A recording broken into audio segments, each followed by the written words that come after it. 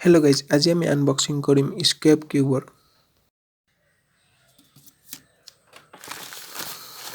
তো মই অৰ্ডাৰ কৰিছিলোঁ এমাজনৰ পৰা। যদি আপুনিও লোৱাৰ কথা ভাবি আছে, লিংক ডিছক্ৰিপশ্যনত দিয়া থাকিব, এবাৰ গৈ চাব পাৰে।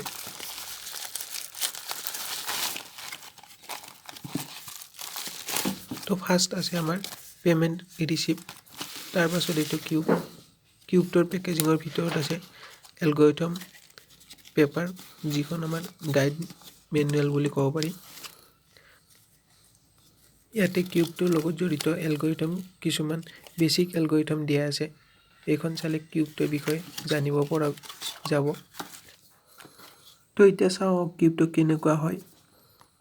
তো ফাৰ্ষ্ট আমি চাম এই কিউবটোৰ মুভমেণ্ট স্পীড। তো মুভমেণ্ট স্পীডৰ আমাৰ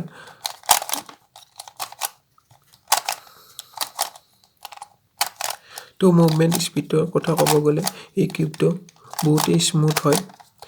বিগিনাৰ কিউবাৰৰ লগতে স্পীড কিউবাৰো এই কিউবটো বহুত সহজেই ইউজ কৰিব পাৰিব।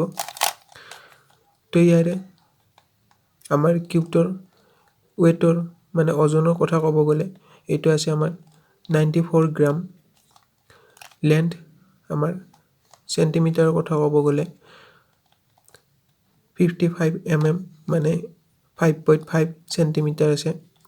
এইটো কিউব আমাৰ ABS প্লাষ্টিক ইউজ কৰি পেলাই বনোৱা হৈছে। আৰু এই কিউবটো আমাৰ দেখাত 3x3 নিচিনাই, কিন্তু ইয়াতে কোনো ধৰণৰ এইচ নাথাকে। তো আৰু এই কিউবটো আমাৰ হৰাইজেণ্টেল আৰু ভাৰ্টিকেল মুভ নকৰে, এইটো অকল ইনক্লাইন মুভ কৰে। এইটো আমাৰ কৰ্নাৰত আৰু ইয়াতে কৰ্নাৰত অপজিট ছাইডৰ কৰ্নাৰ দুটাত আমি হাত ৰাখি পেলাই এই কিউবটো মুভ কৰিব লাগে। তো এই কিউবটোৰ প্ৰাইজৰ কথা ক'ব গ'লে এইটো মই পাৰচেজ কৰিছোঁ 280 টকাত। তো প্ৰাইজৰ তুলনাত এই কিউবটো বহুতেই স্মুথ আৰু বেষ্ট। তো ষ্টিকাৰলেছ হিচাপত মোৰ ফেভাৰিট কিউব ষ্টিকাৰলেছ। তো এইটোৱে আছিল আজি স্কেপ কিউব।